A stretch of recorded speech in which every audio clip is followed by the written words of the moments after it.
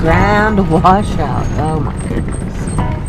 I don't even know if you can see it all. I feel like we're breaking the law, but it said 27 feet. Yeah, vehicles up to 27 feet. And here we are.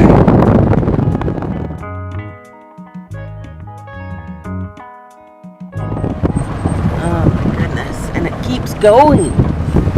I mean, Capitol Reef surrounds a long wrinkle in the earth known as a water pocket fold, an upthrust formation, named for a line of white cliffs of white Navajo sandstone with dome formations, similar to those found in the Capitol buildings, and the reef referring to any rocky barrier to land travel. This reef in particular was over 100 miles long. And a true barrier to the pioneers. Also, bighorn sheep live in the area. We came across this mama and her 2 babies when we were out taking a hike.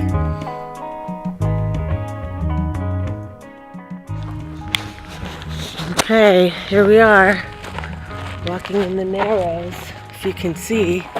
Beautiful. Beautiful, beautiful. See how big that is behind us? Huge. And everywhere you look, here goes. Ooh. It's very tall. Wow. There it is. Water rushes through this canyon in monsoon time. So there's a few washes that go through Capitol Reef, and the first one had the Narrows, and the second one was actually used as a thoroughfare for the pioneers who were settling in the area. The Mormons started coming in the 1870s. They were seeking refuge from how do you say that word? Persecution. Of their religion. Mm-hmm. So here's the immigration wall. Isn't that what they called it? Yeah, wall? It's like a ledger of the people who traveled through the area in the 1800s. Fascinating.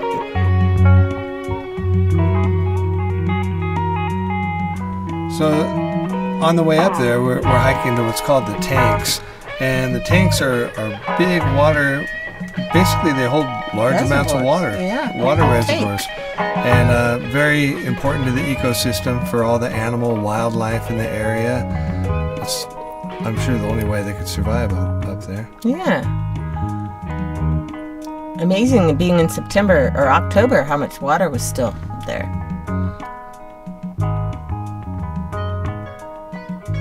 And then we headed off to Sunset. Along with a lot of other people. This is Sunset Point. Is this Castle Rock behind us coming up? Oh, no. Who are those guys? Other admirers. Coming up back here. And I believe that is Castle Rock.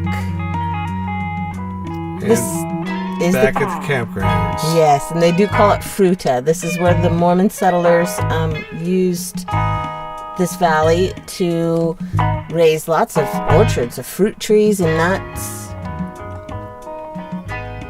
And they found a pre-existing irrigation from what's called the Fremont culture, a group of Native Americans who lived in the area. Through the 13th century, they abandoned the area at that time and left behind some petroglyphs that were just awesome. Yeah, very well preserved. That's what I liked about Capitol Reef. They preserved the Native American culture and then the pioneer culture as well.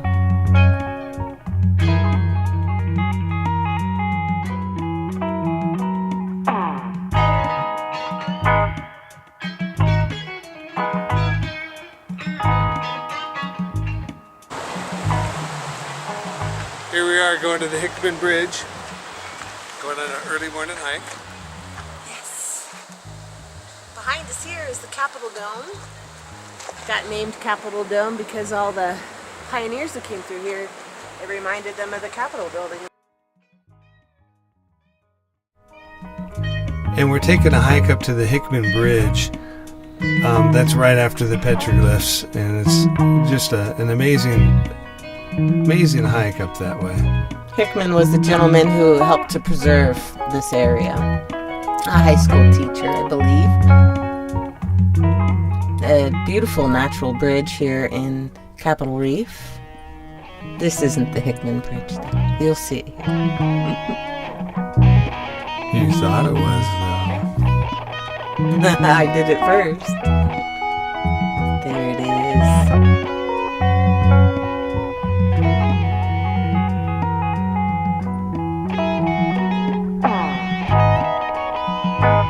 That's amazing, the struggles that all these pioneers went through.